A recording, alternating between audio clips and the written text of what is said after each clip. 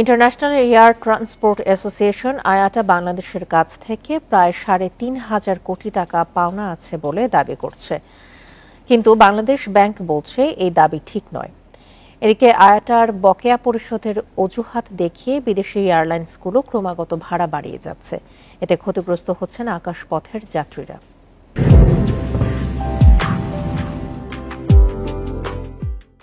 গেল ২৪ এপ্রিল আয়াটা তাদের ওয়েবসাইট ও ফেসবুক পেজে জানায় বাংলাদেশের কাছ থেকে তাদের পাওনা $৩২৩ মিলিয়ন বা ৩,৫০০ কোটি টাকা।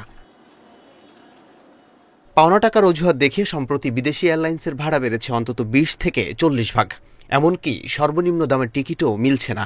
কম দামের টিকিটগুলো কৌশলে অন্য দেশের ট্যুর অপারেটর কিংবা এজেন্টরা নিয়ে নিচ্ছে, এতে টাকা পাচার হচ্ছে প্রতিবেশী দেশে। 30 থেকে 40% বা তার চেয়েও বেশি টিকিট এখন দেশের বাইরে থেকে হচ্ছে, এবং এই টাকাটা কিন্তু কোনো এজেন্সি বলেন বা কোনো মিডিয়াম্যান বলেন তার কিন্তু রেমিটেন্স করার পারমিশন নাই।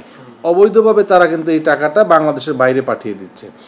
এভিয়েশন বিশেষজ্ঞরা বলছেন ভাড়া বাড়ানোর কারণে সবচেয়ে ক্ষতিগ্রস্ত যাত্রীরা। এয়ারলাইনগুলো এখন তাদের প্রফিট মার্জিনটা একটু বাড়তি রাখছে।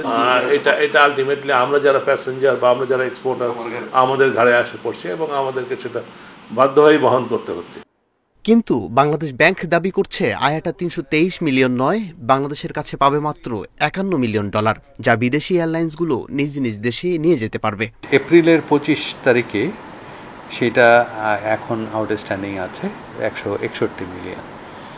ঠিক আছে, এই অ্যামাউন্টটা তারা পাবে। তার মধ্যে একটি ফরেন ব্যাংকের কাছে আছে ১১০ মিলিয়ন। ওই ব্যাংকের সঙ্গে যারা অ্যাকাউন্ট মেনটেন করেন, এটা কিন্তু ব্যাংক আর তার কাস্টমারের রিলেশনশিপ, এটা বাংলাদেশ ব্যাংকের আসলে কোনো কিছু নেই। তবে পাওনা টাকা নিয়ে বিভ্রান্তি দূর করতে আপাতত কোনো উদ্যোগ নিচ্ছে না বাংলাদেশ ব্যাংক।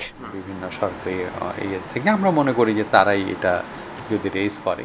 এভিয়েশন বিশেষজ্ঞরা বলছেন পাওনা টাকার অজুহাত দেখিয়ে টিকিটের দাম যাতে না বাড়ে সে ব্যাপারে সরকারের ব্যবস্থা নেওয়া উচিত। অন্যদিকে মাসের পর মাস টিকিটের টাকা বকেয়া থাকলে দেশের ভাবমূর্তি নষ্ট হতে পারে। আল আমিন হক অহন, ইন্ডিপেন্ডেন্ট নিউজ, ঢাকা।